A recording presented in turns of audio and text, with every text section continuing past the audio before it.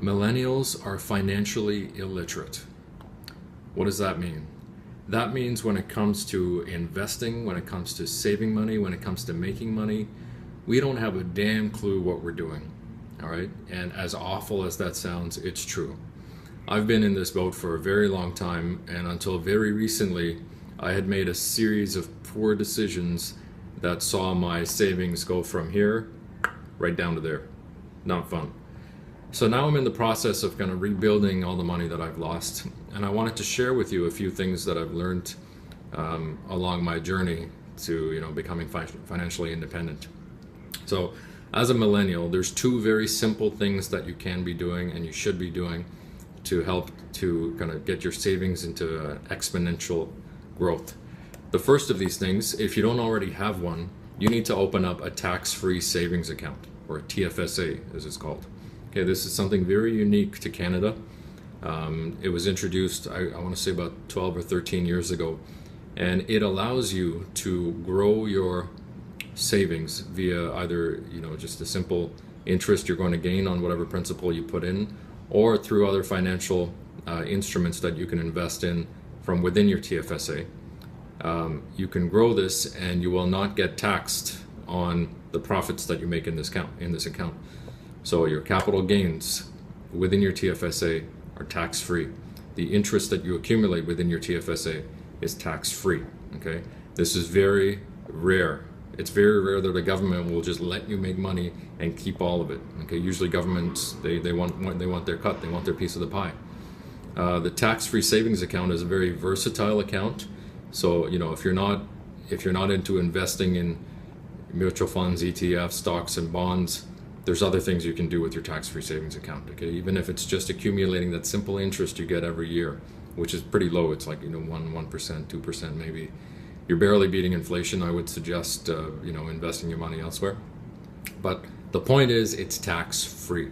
Okay, that's the first thing you need to do. Second thing you need to do is open up a registered retirement savings plan, or an RSP. It's a street name for it.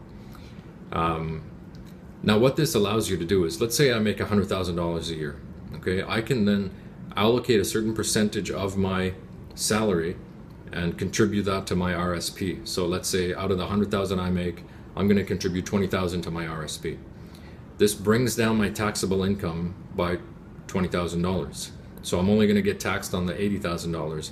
And then once I become a senior, which is whatever, 60 or 65, I can withdraw the funds from my RSP that have been accumulating over the years at a lower tax rate, at the senior's tax rate, whatever that is. It's lower than the tax rate we have today.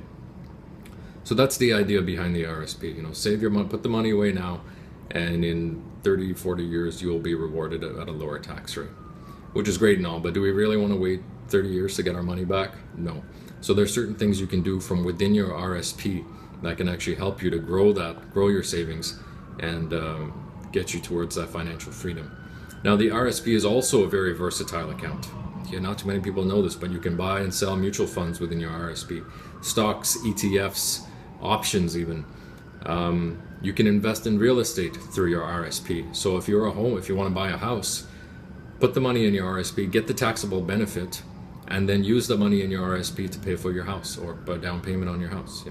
Now is a terrible time to buy a house. I've talked about this in some other videos. But when the time comes, let's say in the next 5 years, you can use the money that's been accumulating in your RSP towards a down payment on your house, and then you slowly repay that money over the years after you buy the house. So you're essentially taking a loan from yourself, and you're not paying interest on the loan. It's pre-tax money that you're putting into this account, so it's essentially tax-free. It's just a smarter way to make that very important purchase, which is a roof over your head. So there you go. That's two tips.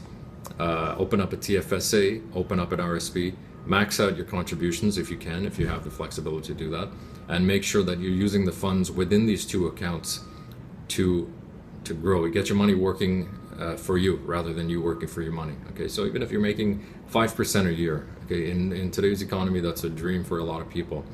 Just slowly but surely, you're going to increase your capital gains, increase the interest, increase your savings, and you're on your way to financial freedom. So, as always, if you like what I have to say, give me a thumbs up, subscribe to my channel down below, and feel free to send in your questions. Ciao.